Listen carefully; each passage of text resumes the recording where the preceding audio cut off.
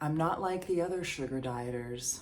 I'm not like the other girls or guys or whatever, or the people that started this and gave up on this, and people who have been doing this for a couple months, or people that tried the sugar diet for 1 week and, thought that that was going to do something, and carnivores that tried the sugar diet for 1 week. I see plenty of comments from carnivores saying that they've gained a ton of weight, they don't know what's going on with their bowel movements, their testosterone has plummeted, things are just not working out as the carnivores have sold them. But the point of this video is to talk about white sugar. I've had a couple comments talking about Lou Corona, who is a raw vegan since he was like 20 years old, going on about 51 years, which is like, great, you've been vegan for 51 years. But I have a few suspicions about him. Like, first of all, he's based in California, in LA, which is like the land of vanity and bullshit. His hairline is a little bit suspect. If you start to look at a few videos from years ago, it's jumped forward a little bit. So it makes you happy. Plenty of people get Botox and fillers and hair transplants and hair dye and all kinds of other things. I'm just pointing out the observations that I'm seeing. And then he's got this video with some other guy talking about how my girlfriend has changed her eating, and no women were seen in the video. No sugar cane, fresh pressed. If you put this little device in it, it lights up because of the electricity, the biophotons, the masterful nutrients of the sugar cane. But if you put a teaspoon of sugar into water, and you put your little light bulb testing machine in there, it goes, it's dead, it's dead. There's no electricity, it's dead, it's dead, it's dead, it's absolutely dead. So you can only have the purest, most organic, most whatever, locally sourced sugarcane juice, which is very hard to come by. In any case, it makes me laugh because there are plenty of people that are raw vegan who could never keep up athletically with me or with anybody who's a high carb, low fat, white sugar eater. Hydrated, well rested, and cardio is in check, will smash Corona, Freely, whoever. Fully raw Christina, she's a couple years older than me. Her hands in the video look like, her recent video look like she's starving. A lot of these raw vegans are just calorie restricted, are just starving, especially the ones that avoid sugar. Put a power meter on this Lou Corona. His big gimmick is that he does like a 10-second plank to show everybody how amazing he is. And he brags about never stepping foot in a gym since he was 18 years old. It just boggles the mind. Like, why do people brag about this stuff? I don't understand. Like, you can see that they don't have any athletic martial training by the way that they carry themselves, by the way that they talk, and by the way that they promote things. I mean, he's ready to sell you a liver cleanse. So all of the resources that you need to be healthy, to be happy, are literally at your local grocery store. There is so much white sugar there. I bet you could buy kilos and kilos, pounds and pounds, and people would probably look at you funny, but you'd be in a better position than somebody who is stockpiling sardines, okay? Like, I don't understand where people are getting that white sugar is so bad for you, and white sugar is a dead thing. I'm telling you right now, if you passed out, if you fainted like my brother did 20-something years ago at the dentist when he was in the washroom, thankfully didn't hit his head on anything, the first thing that they gave him at the dentist was apple juice or orange juice. I don't remember which one, but that was the first thing that they did. And it was pasteurized juice. And you're gonna tell me that that didn't revive my brother and give him back like some energy that he desperately needed? Do you think that the IV drip is from a sugar cane? Like, come on, guys. What are we talking about here? Sugar is sugar is sugar, and it's all good for you. Whether it's coconut sugar, organic, sourced from the Himalayan, whatever, mountains and whatever is being marketed to you, you have to be able to read between the lines. What's in this that's helping me get through the day? Sure, there's vitamins and minerals. I'm all for that, okay? But if you want to perform really well, you're gonna need 100 grams of sugar per hour per cardio session that you're doing. And then you're gonna need to replenish and hydrate and rest after that. And then you're gonna be ready to do it again. I don't understand these raw vegans that promote the lifestyle and they underestimate the power of the food that they're eating because they don't add any sugar to it. And they're waiting on zucchini noodles to keep them going. They're smashing a ton of tahini and avocado and cashews and things like this, and then they wonder why maybe things aren't working out as well. I don't understand the hate on white sugar for people who are on a high carb diet. It's like you're just as bad as the rest of the uninformed people who haven't had sugar in a very, very long time. This question was asked to a high-level, high-carb athlete already and was answered, and I'm just going to reiterate what that person said.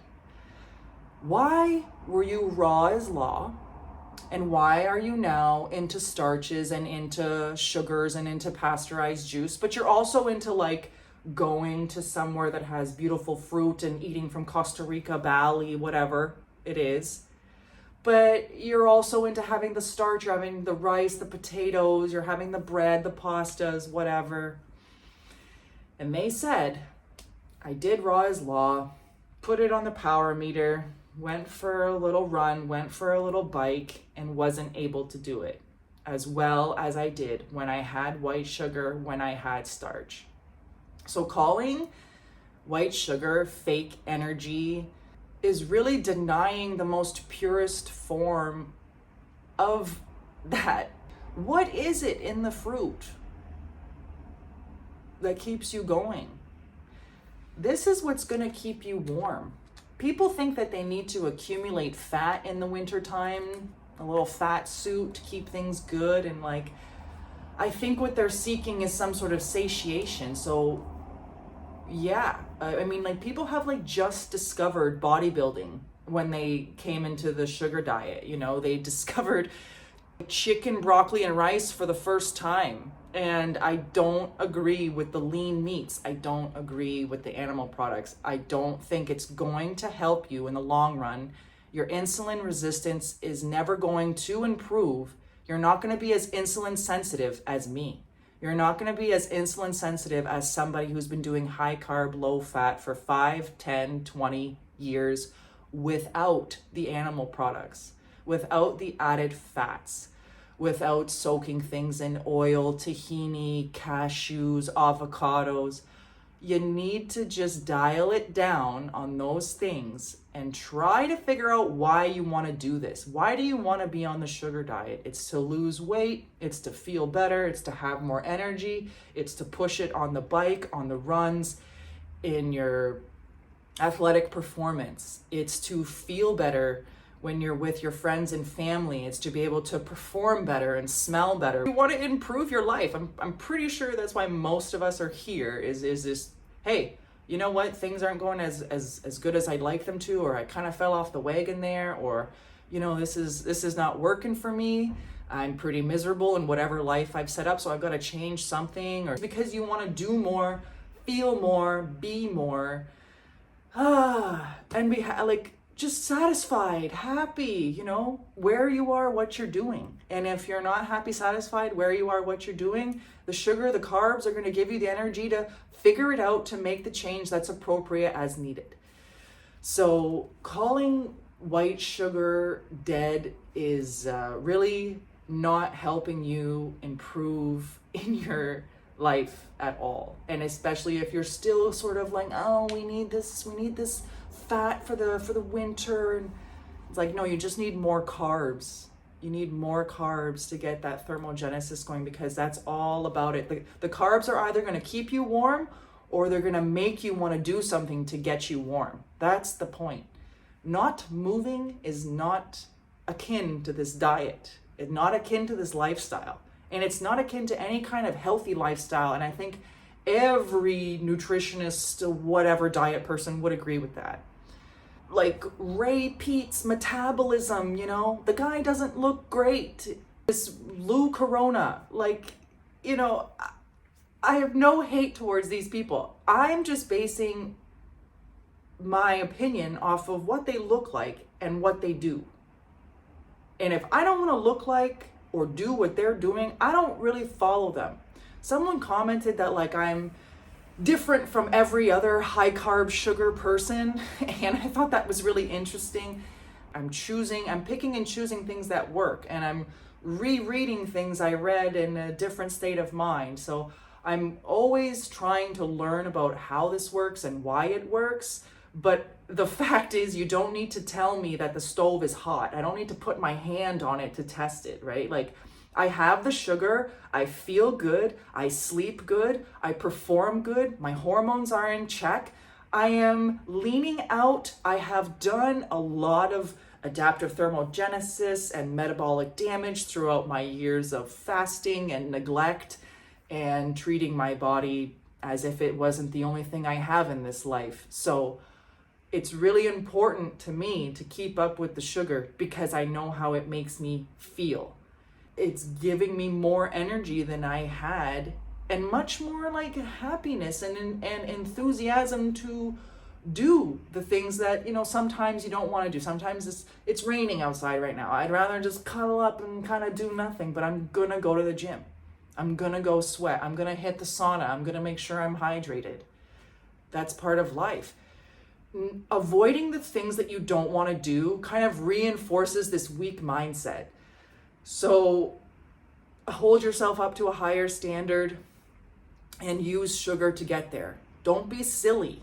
Don't get wrapped up in all the things and all the, there's so much content, there's so much information, there's so many things that it's like, have you really given the sugar diet its proper introduction into your life? Like, have you really done it for months, and have you?